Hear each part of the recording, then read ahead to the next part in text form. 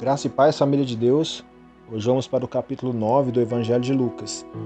Nós temos ali um texto muito rico, muitos milagres de Jesus e muitos ensinamentos sobre o reino de Deus. Mas eu quero me apegar aqui a uma pergunta. Jesus perguntou aos discípulos: quem as pessoas dizem que eu sou? E eles responderam: alguns dizem que tu és Elias, ou João Batista, ou talvez alguns dos profetas. Mas Jesus pergunta a eles: mas e vocês? Quem vocês dizem que eu sou? Então Pedro respondeu: tu és o Cristo, o enviado de Deus. E se Jesus fizesse essa pergunta a nós? Ou talvez você possa perguntar: por que Jesus fez essa pergunta a eles, ou por que faria a nós? Jesus precisa entender, ou quer que nós possamos entender, porque Ele, como Deus onisciente, Ele já sabe, mas quer que nós possamos refletir sobre a nossa compreensão que temos a respeito de Jesus. Uma compreensão limitada ou distorcida a respeito de quem é Jesus produzirá na nossa vida uma relação limitada ou distorcida com o Senhor. Veja bem que aquelas pessoas que reconheciam Jesus ou pensavam que Jesus era apenas um profeta, davam a Jesus apenas a honra de um profeta, reconheciam ele apenas como uma voz de Deus manifesta aqui na terra por intermédio de um homem.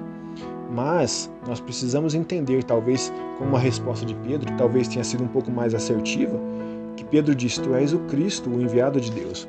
Pedro foi muito certeiro quando disse isso, mas ele se referia apenas ao ministério terreno de Jesus.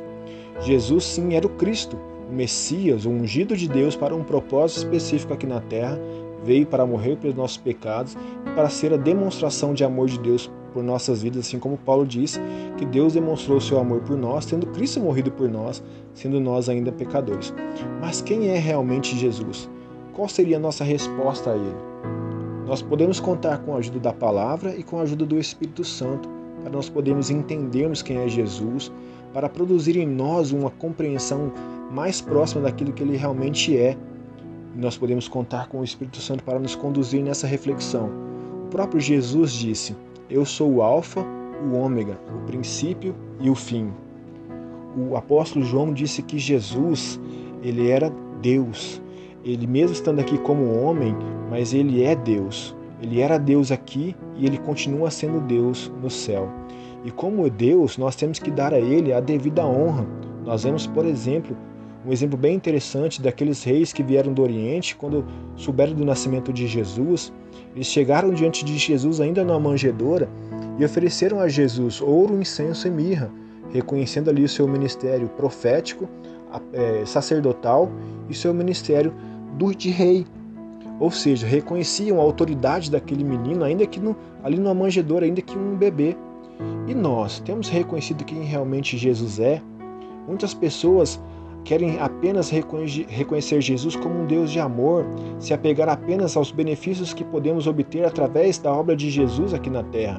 Mas precisamos entender que Cristo também é Rei, Ele é Senhor, Ele é o nosso Salvador, sim. Ele veio para nos libertar dos nossos pecados através de uma obra de amor, mas Ele também é Senhor. Ele deseja reinar sobre nossas vidas, ser autoridade sobre nossas vidas.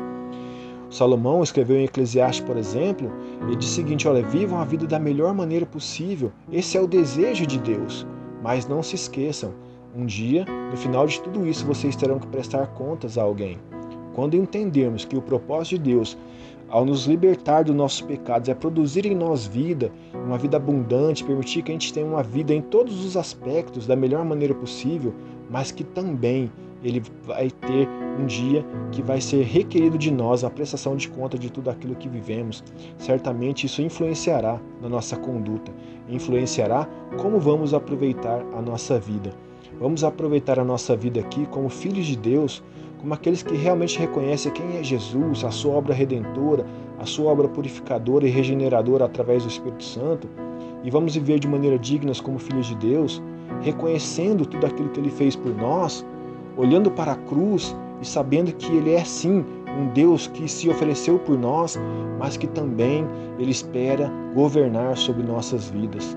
Ele é Rei, Ele é apresentado como Cordeiro que foi morto antes da fundação do mundo, mas Ele é apresentado também como um rei que virá no final de todas as coisas e triunfará sobre todos os seus inimigos e também julgará todas as nações e todos os homens. Que nós possamos nos atentar realmente sobre quem é Jesus e assim vivermos de maneira adequada como seus filhos e de maneira adequada daquelas pessoas que têm a consciência de que prestarão conta das suas vidas. Amém? Que o Senhor possa nos ajudar nessa compreensão de quem Ele é e assim vivamos de maneira digna, conforme o Senhor espera de seus filhos.